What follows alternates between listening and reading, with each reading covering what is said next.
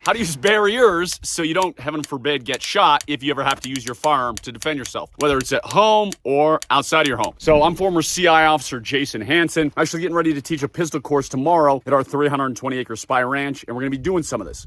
So when it comes to barriers, all we're using for a barrier is this is a target turned around on the other side. Very simple barrier to erect. For this particular drill, let me bring you forward a little bit. You can see our two bad guys in the background. So birds of a feather travel together. There are multiple scumbags you're probably gonna have to deal with. It might not just be one. So you've got to be able to shoot from the left side and the right side of the barrier. So for this particular drill, we've got our two guys in the back. Let's go back here. This particular target is not a super wide barrier. So for me, especially if I'm up close, which of course you don't want to crowd your target, but I don't want guys to get to me. So for me to not be able to see the guys and be comfortably behind this target, I've got to be about right here. So this is, let's just say 2 feet from this particular target. Now, remember, there's cover and concealment. Cover and concealment are different.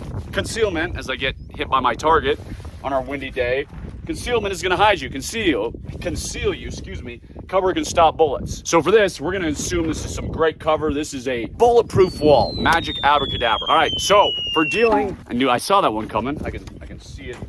For dealing with multiple threats, and if that happens again, I'm going to go, you know what I'm going to do? I'm going to put our trash can here.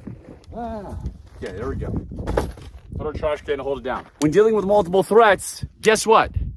You engage the one that poses the biggest danger. There's one guy empty-handed and one guy that got the shotgun and the AK or whatever. Well, you know who's the biggest threat. Also, please remember, we've got to keep ourselves behind the barricade. You do not want to expose yourself. If you lean way out with your leg, you're exposing a major artery. So if I'm sitting here and I found my safe distance, I'm not stepping out, exposing my whole leg, engaging the threat, and then stepping back. I'm staying behind this cover the entire time, and I'm leaning out just enough where I can see that threat. So I'm not leaning out like a crazy person. I'm not leaning out like, boom, falling over, balancing on one foot. I'm leaning out enough. Now here's the beauty of this. You can do this with dry fire practice in your home, which is what I do. With a safe and empty pistol in your home, practice leaning out behind walls or behind a piece of furniture or whatever cover and concealment you have. And always remember, go to the left and go to the right. We don't always want to go to our natural right side. So I'm gonna put this on, put on some hearing protection. I got my eyes and ears. If I'm doing this and I'm coming out and I lean out and I can just see that threat barely pop.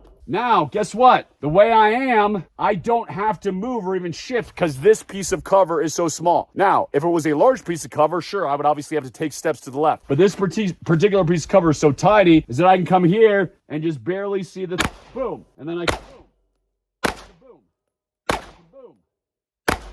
and I can go back and forth. And it forces you to pay attention, to think, because guess what? We're the good guys. We have to think. We can't just spray and pray. We just can't pop off rounds. It also forces you is when you cover this, you're also not shooting. You've got to identify the threat. So when I come out here, threat, pop. Okay, that threat is down. I don't have to shoot.